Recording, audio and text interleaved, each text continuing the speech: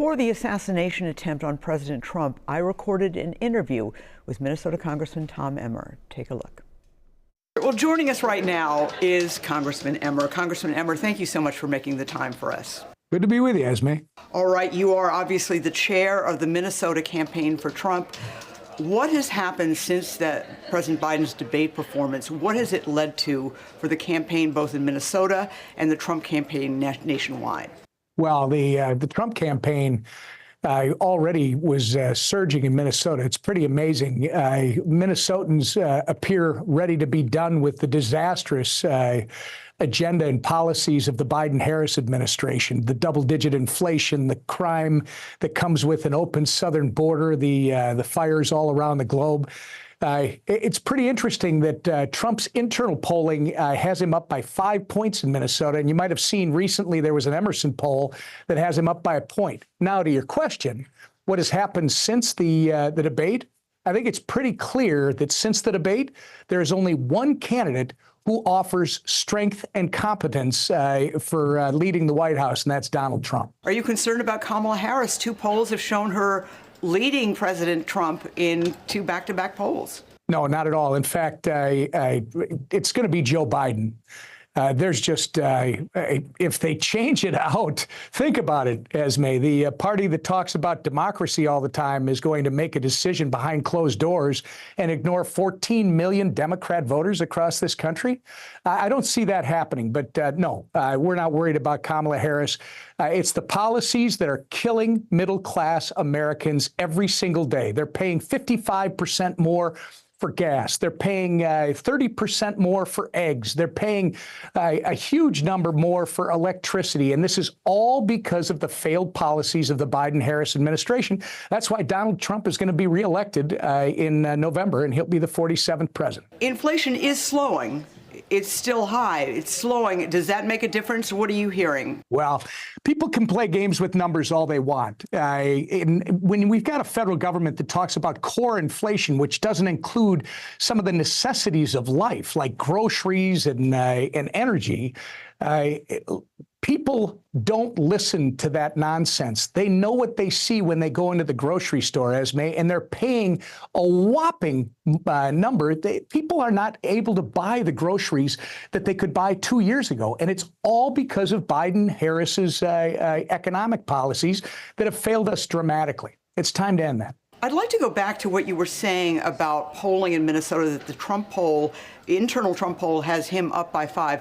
Actually, two major analysts, Larry Sabato and the Cook Political Report, just downgraded Minnesota for Biden, putting it in the leaning Democratic category as opposed to the likely Democratic Party. A lot of people are seeing this.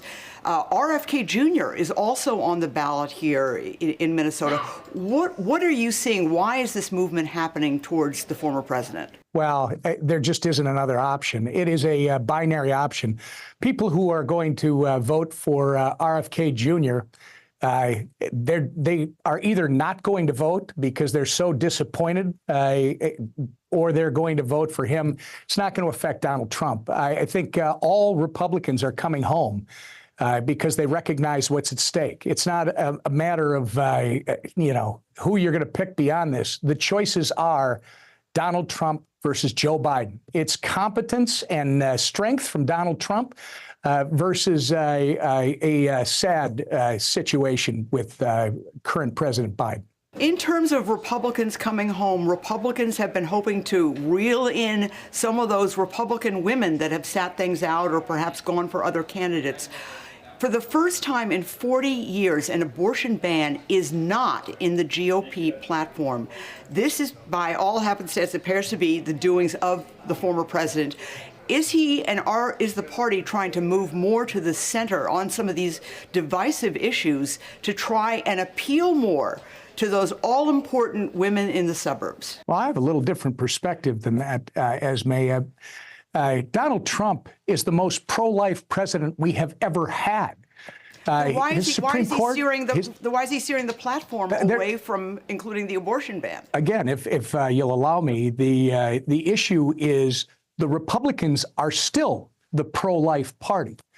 The platform is the platform. There is no question that this party believes in we're pro-life, and we will fight late-term abortions, which 90% of Americans disagree with. We're still the pro-life party. The Republicans are, the Democrats are not. We are getting a lot of emails in the newsroom about Project 2025, a project that was transition project for the presidency that was drafted by the Heritage Foundation.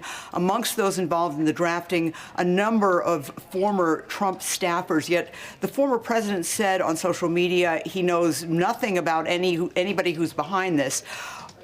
What do you have to say about this Project 2025, because a lot of people are worried about impinging on rights, including gay rights, including a revamping of the entire federal government? Well, here's what I think. I know nothing about that. What I do know, I'm where the president is on it. What I do know is that the House of Representatives has already started working on the agenda for January of 2025. And it's about pro-growth economy. You can talk about all that stuff all day long, Esme, but people still need to be able to eat. People still need to be able to pay for the roof over their head and the clothes that they're putting on their children. Republicans are going to focus on that after the election. That's going to be the most important thing we can do, is put this country back on a path to prosperity and make sure that every American has the opportunity to participate in the greatest economy in the world. Well, thank you so much, Congressman Emmer, chair of the Minnesota Trump campaign, also the majority whip in the U.S. House. Thank you so much for your time. Thank you, Esme.